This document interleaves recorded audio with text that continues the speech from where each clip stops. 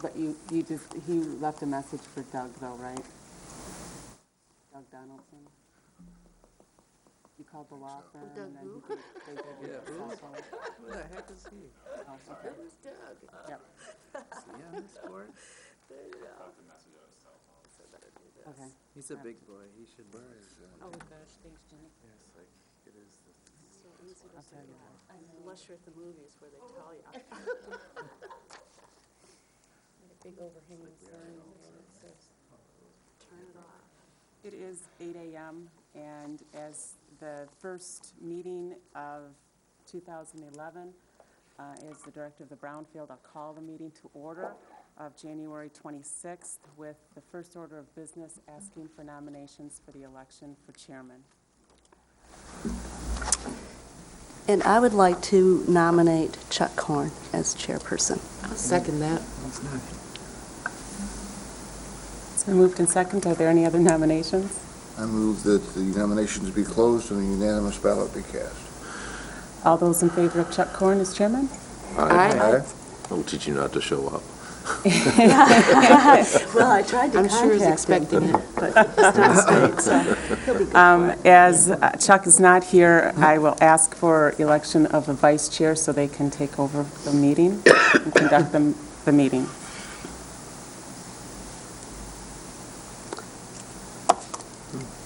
Who wants it? Well, Herb, you've done more with less. You want I could be more than happy to. Oh, excellent. to, I move that we nominate Herb Lemkool as the vice chair. Support. All those in favor of the nomination of Lemkool as vice chair? Aye. Aye. Thank you. Meeting is now yours. Appreciate it. Next we, Congratulations. yeah, I guess. Ooh. Okay, we're going to hit the ground running here. Approval of December 29th minutes is next on the agenda.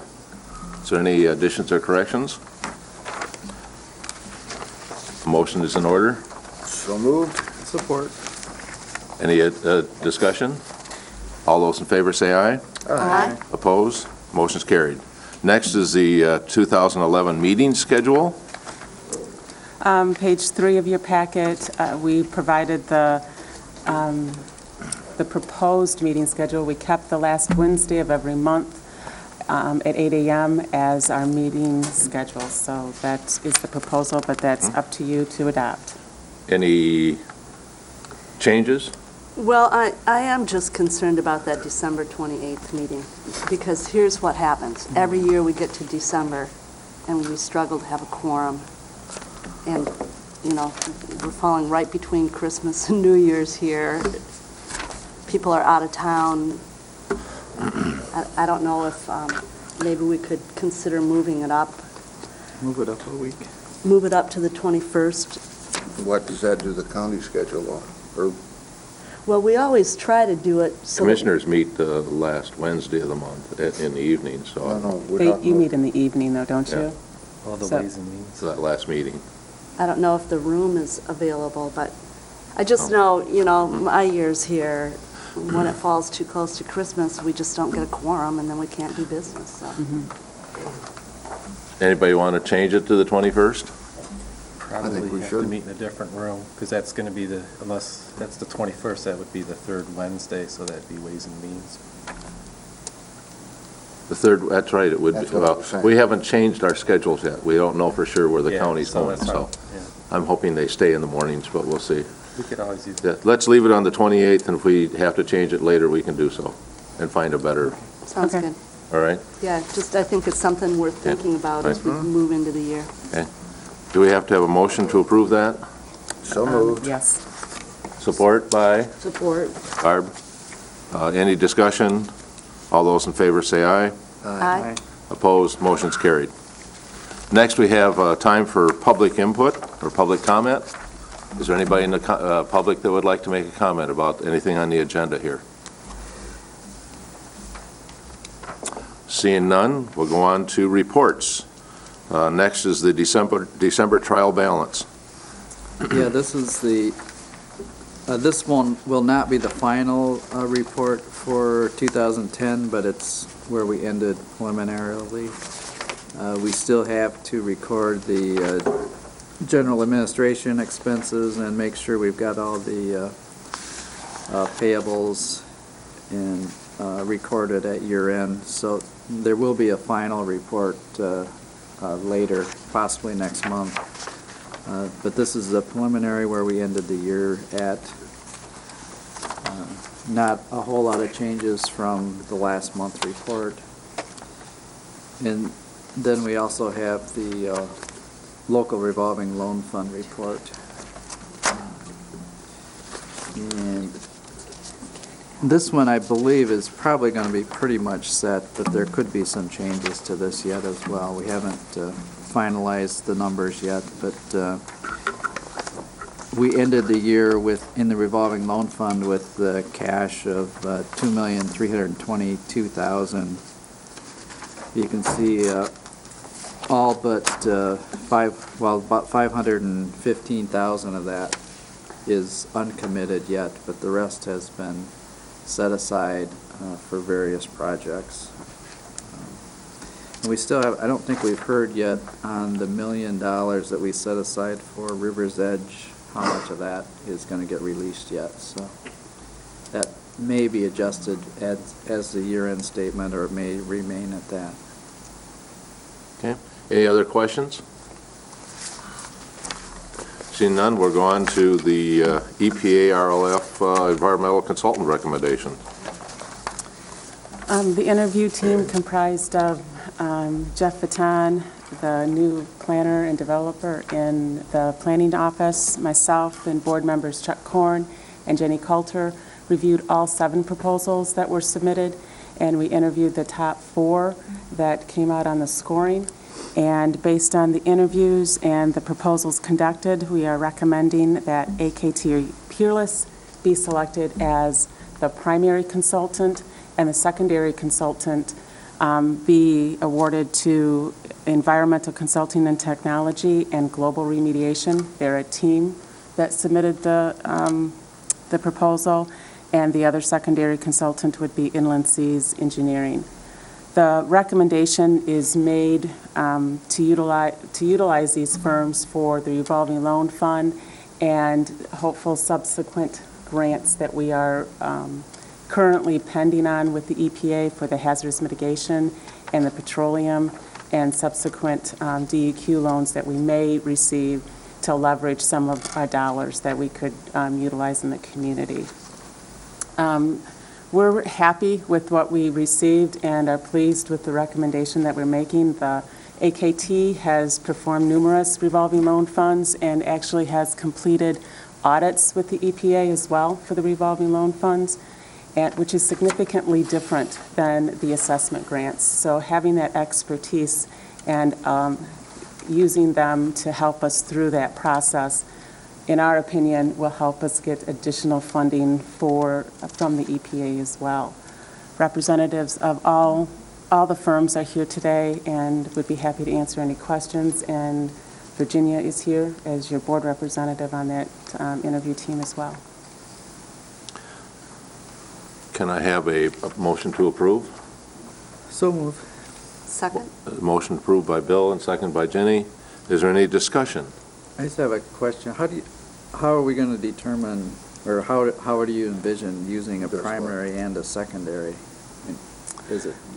The primary consultant will be would be the administrative role.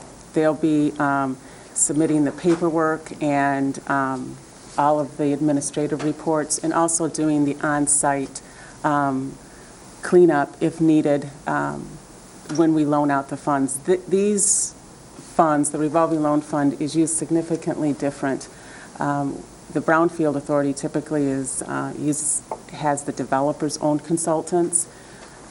The EPA does not use the funds that way. We must use our consultants to clean up the site. So AKT would be used to do the administration and the site cleanup, and if there's a conflict, then the secondary consultant would come in and do the cleanup. Any other questions?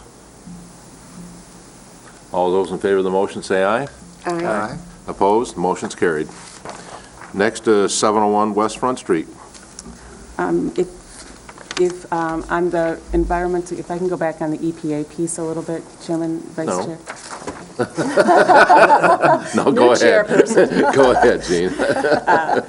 We'll be meeting with all three of the consulting firms after the meeting to look at the process. We'll put a package together for the developers and have a process that'll come back to you in February so we can begin getting the applications in and get the EPA up and running. So you'll be seeing a lot of the representatives of the team at your meetings from here on out throughout the whole EPA process. Good. Looking forward to working with them all. So, all right. Thank you, Jean. Sorry to give you a hard time there. I'm used to it. I know. So next, we'll be working on the That's not done. invoices. Not yet. Although it indicates on your package that this is the closeout of the invoices submittal, it is not the closeout of the invoices. I still am reviewing about $100,000 of invoices to be submitted. I just need to review them, and I anticipate getting those back to you in February. The total amount that's left with the approval of this invoice is a little over $600,000 remaining out of the work plan. With the invoices submitted, we will be under the $1 million work plan submittal. So we still have a few more to review and approve. And also part of this as well, and I asked Scott to look into this, is the previous work that was done on the site by SBN. Remember, there's a previous consultant or developer on the site that did some work, and we had a developer agreement. We are looking at that to see when or if we need to pay him first or second or at all relative to the cleanup on this site. Okay. Need a motion to approve the invoices. Go through them individually. You want to do, That's up to Vice Chairman Herb. you want to approve them all as a group? the total invoice submitted is $235,196.17. So moved. Support. Motion by Jenny, support by Strom. Any other discussions on this? I only have one question when I was looking through this, is the age of these invoices. You know, businesses all depend upon cash flow, and I think when we wait a year before we pay our invoices, I think we're doing a disservice to the businesses that we're doing business with. We're really just reimbursing the developer, and it's, the money's not in hand anyway. I mean, it's as tax money comes in, they'll get paid, so. These invoices will be encumbered, Herb, and paid over a period of 10 to 15 years. No kidding. Well, because we're paying them back with the tax increment financing on that development.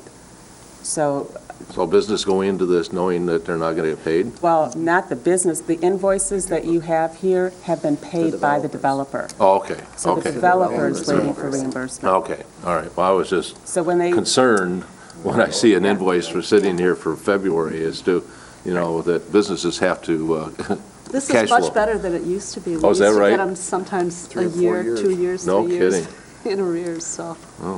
learn something. The developer got the loan too, so. Mm-hmm. So, okay. Any other discussion?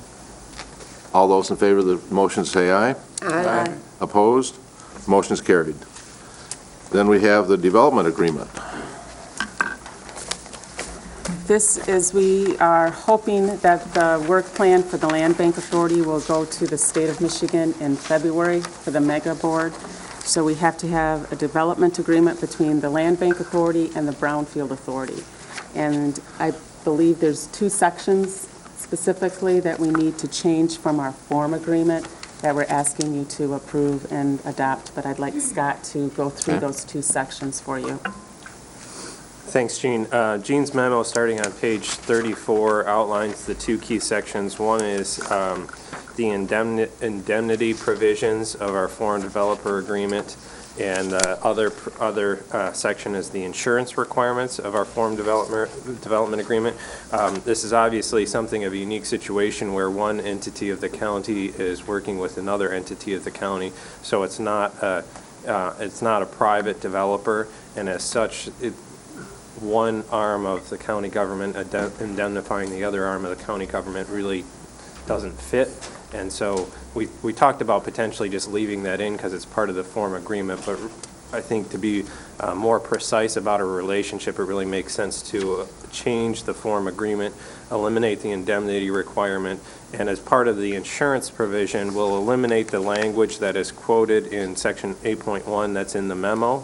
But we have inserted language that acknowledges that the owner, which in this case is the Land Bank Authority, is covered by the Grand Traverse County General Liability Insurance Policy. And we've double-checked on that and made sure that is in fact the case. It is. So there's insurance in place, and that'll be reflected in the development agreement with the Land Bank Authority. So those two key changes to the form agreement. The last item that I would add is the requirement for any environmental consultant or any consultant that's hired to work on this project, their indemnity requirement, the environmental consultant's indemnity requirement still remains, and their insurance requirements still remain. So if the Land Bank Authority is going out and hiring somebody to do work, that independent contractor would have to then indemnify the county and the Brownfield Authority and would also have to provide insurance. So the county itself, the agreement still is protective of the Brownfield Authority and the county in the event that an independent contractor or outside entity is used. But again, the changes reflect the fact that it's one arm of the county dealing with another, and it makes sense to eliminate that indemnity requirement and reformulate the insurance requirement. Are there any questions about that? Is the coverage through MMRMA? I don't. Our liability insurance, the county's liability insurance, it is, yes. So is the indemnification only monetary? Or if we got sued for specific performance or something other than a monetary award, do we also have coverage? My understanding is that I don't. That's a great question, and I don't know if I know the answer to that off the top of my head. I suspect it's like any other normal municipal coverage policy, and if there are no damages requested, then there probably would not be coverage, and it would be up to the Brownfield Authority or the Land Bank Authority, the county itself, to pay for the cost of defense there. But I haven't looked into that exact issue. That's just my guess based on normal practice. That'd be part of errors and omissions? Again, typically the way the municipal policy, even errors and omissions, works is that insurance coverage is for damage claims, and they make a distinction between damage claims and injunctive relief claims where no damages are sought. And usually the injunctive relief claims are the responsibility of the municipality to pay, and the insurance coverage only covers those damage claims.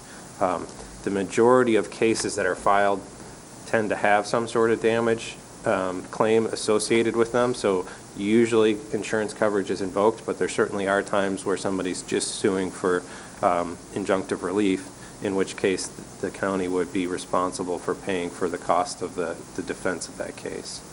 And in this case, that would be the Brownfield Authority or the Land Bank Authority, depending on who the claim is brought against.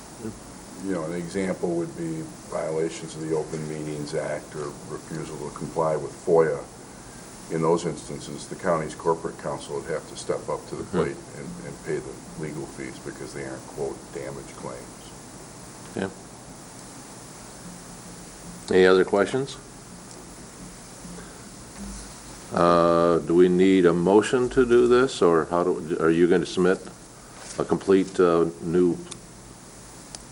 What I would request is that we have a motion to approve the revisions, those two revisions to the development agreement that I've outlined, subject to us obviously finalizing the language in an agreeable format with the Land Bank Authority. Okay.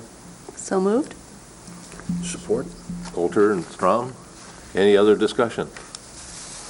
All those in favor of the motion say aye. Aye. Opposed? Motion's carried. Next is legal counsel, Four Corner Front Street and Division. Gene is passing out to you a graphic representation of a brief update from our consultant, from Doug Kilmer.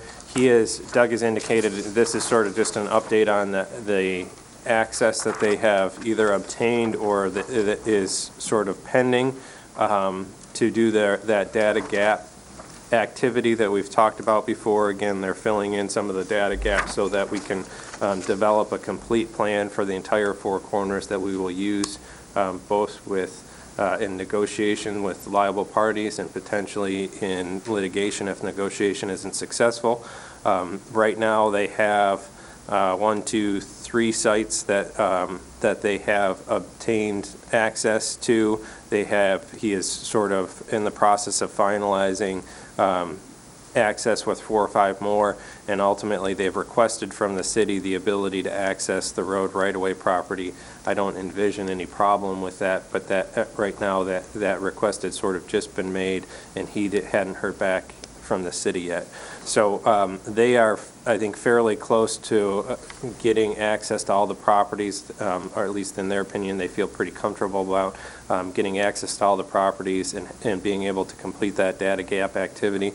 And then ultimately we'll move forward and keep you updated on using the information that they develop or that they collect from those properties to develop that sort of next phase of the remediation process. There's 2 other items that just to update you on and keep you aware of. One is that there has been some interest expressed by the CVS pharmacy. Mm-hmm. Yes. And I know that was reported in the paper, which is potentially a real beneficial thing for us because that potentially allows us more access to that property, working with the developer to collect more information. And actually the developer, at least initially, I think seemed interested in doing some active remediation on the property. So we would get sort of to the second owner of the property who's more interested in seeing a cleanup on the property happen, and that provides us some additional flexibility to work on that particular parcel, which is kind of a key parcel. So there's no certainty. Obviously, other potential developments have been contemplated for that particular parcel of property and have not come to fruition, but it is something that would potentially work to our advantage if they do come forward and say they want to develop the parcel. The last piece of information is that Gene is going to be meeting with the state later on today. Today. Mm-hmm. And we're not sure exactly, I think I mentioned this in my last update, we're not exactly sure what they're thinking about doing, but they have at least suggested the idea that the state of Michigan may want to do some additional remedial activity in the road right-of-way. So if they are, and we're going to learn more about that today, and we'll sort of have an update for you at the next meeting. But if the state of Michigan is interested in doing active remediation in the road right-of-way, our consultant and we all think that's a great step forward, because that's where a lot of the difficult contamination is sitting, and if they're going directly at that or doing some sort of remedial system to go directly at that, that should be a real positive for the Four Corners. So that's a sort of a to-be-continued item, and maybe as with everything with the state of Michigan, I don't want to hold my breath too much, but that's a real positive movement forward, and I think, again, if that comes to fruition, quite honestly, I think the initiative and the push certainly rests with this board, because without your attention to this matter, the state, I'm fairly certain, would not be paying attention to this at all. So, not that they're not good people and they don't try hard, but it just wouldn't be happening. So that's sort of where we're at in a nutshell. If you have any questions, I'd be happy to answer them. Questions? The state, are you talking to MDOT or DEQ on this? DEQ. Now, what has MDOT got to do? I mean, they're the ones that own the road, so are we working with them in any way? At this point, no. DEQ asked for the meeting because they would be the ones that would have the funds to clean the site and do the remediation, and they would get the permits from MDOT for access on the right-of-ways. Well, and they're talking about redoing Division Street this summer. And so I'm just concerned that one department may not be talking to the other.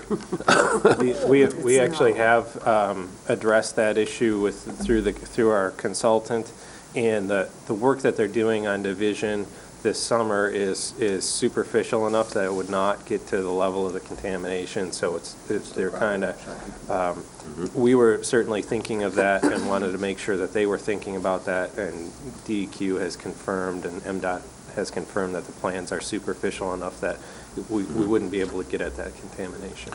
Well, I just think we ought to be somewhere communicating with MDOT. Okay.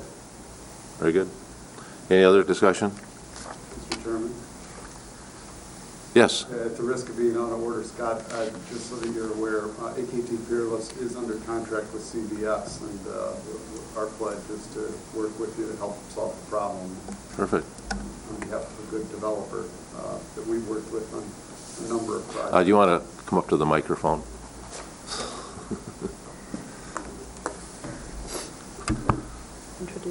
AKT Peerless is under contract with Valmir, the developer for CVS, and we've worked with them on a number of brownfield projects, and they're not afraid to help tackle a site like this, even with the challenges that it has, and our pledge is to work with the Brownfield Authority and your consultant to help facilitate redevelopment there. Very good. For the record, can we get your name? I didn't. Brian Eggers, Nice to meet you, AKT Peerless Environmental Services. Thank you. Yep. Appreciate it, Brian. Yep. Any other comments? Cool. Next on the agenda is old business. I do have a few updates that I'd like to share with you. The village at Grand Traverse Commons was recognized in November from the Urban Land Institute for one of the top 10 redevelopment in the world. Very high recognition and a wonderful article in that magazine as well. The East Bay Plaza, there is movement on that, and we anticipate that there'll be a brownfield plan that will be coming to the authority in February. As you may recall, we had an update and an overview of that redevelopment in November, and they are progressed, October or November, progressed enough to be able to submit a brownfield plan for our consideration in February. There's 3 plans that are currently pending at the state level that we have been working with. One is the village at Grand Traverse Commons. We approved that work plan maybe in September of last year, and we are still working with both the DNRE and MEGA to get the work plan approved, both at DEQ and MEGA. We had them up in October, them being representatives of the DNRE and the MEGA group, and went through this, and I think we're close, but we still are, we were patient, now we're not so patient on trying to get this approved because it has significant impact on the village because they cannot do and be eligible for the loan proceeds for the DEQ loan that we have for the village, or any TIF eligible activities, anything to do with the Garfield properties, because currently there's no approval in Garfield Township from the state level. So it's important that we get this approval and get this moving at the state level. The other work plan is the Land Bank Authority plan. They, I believe, will be acting on that in February. That's been into the state for 3 months. And the other is Boardman Lake Avenue. That is, we'll have another site visit from MEGA to come up and tour the site and ask additional questions and try to get that on the mega board, hopefully in March or April. But it's just been a little bit harder to get the work plans submitted and approved through that process. And the other update that I wanted to bring to the authority's attention is there's new statute relative to Part 201, the environmental piece, which I went to, it was an update at the chamber yesterday, and it could have some impact on the Brownfield. I asked Scott to give an update at our February meeting on what the impact would be. We'll be working and bringing that to you. One of the largest pieces for this Brownfield authority and other authorities is the legislation now allows Brownfield authorities to purchase properties. It used to be that land bank authorities only had that ability to purchase properties. Now all of Brownfield authorities have that ability, which is a significant change in the legislation.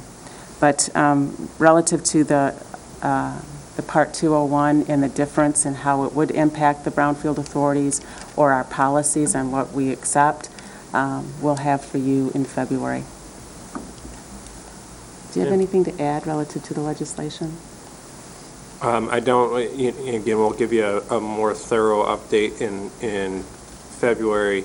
There are a lot of sort of changes that may have some impact on what you all see that are primarily revolve around the baseline environmental assessment activities and sort of trying to match the state standard with the federal statutory standard.